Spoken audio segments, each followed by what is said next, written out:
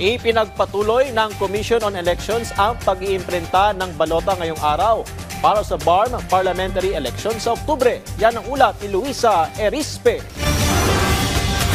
Itinuloy na ngayong araw ng Commission on Elections ang pag-iimprinta ng mga balota na gagamitin para sa BARM Parliamentary Elections sa Oktubre. Ito'y kahit pinirmahan din ngayong araw ng Interim Chief Minister ng BARM ang Bangsamoro Autonomy Act No. 77 o batas na nagbabago sa parliamentary district sa rehiyon.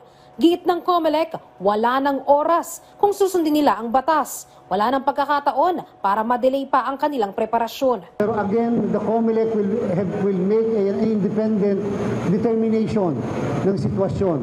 Sa bandang huli, kami naman po, under the Constitution, ang may duty na magsagawa ng halalan base sa kung ano ang naayon, tama, at base sa kung ano yung ating naiset na timeline at timetable. Handa naman anyang humarap ang COMELEC sakaling questionin ang desisyon nila sa Korte Suprema.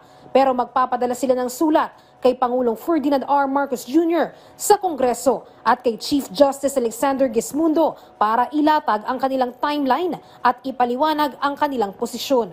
Nangyari na po ito noong 2007. Bago tayo nag-eleksyon ng automated noong 2010. Noong 2007, dapat automated election na tayo.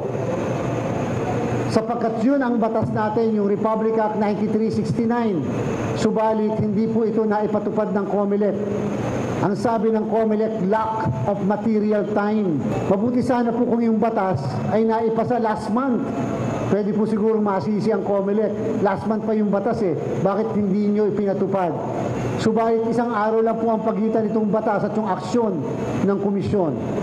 Kaya po again, because of talagang lack of material time. Dahil naman hindi sinunod ng COMELEC ang bagong pirmang batas, iisa pa rin ang mga kandidato sa balota. Wala ring pinagbago ang mga partidong politikal. Lahat sila ay may mga litrato sa balota at may opsyon din na none of the above. Ibig sabihin nito, panawagan ng COMELEC hindi dapat malito ang publiko dahil ang sinusunod nila ngayon ay ang nauna o ang orihinal na distribusyon ng mga parliamentary districts sa rehiyon.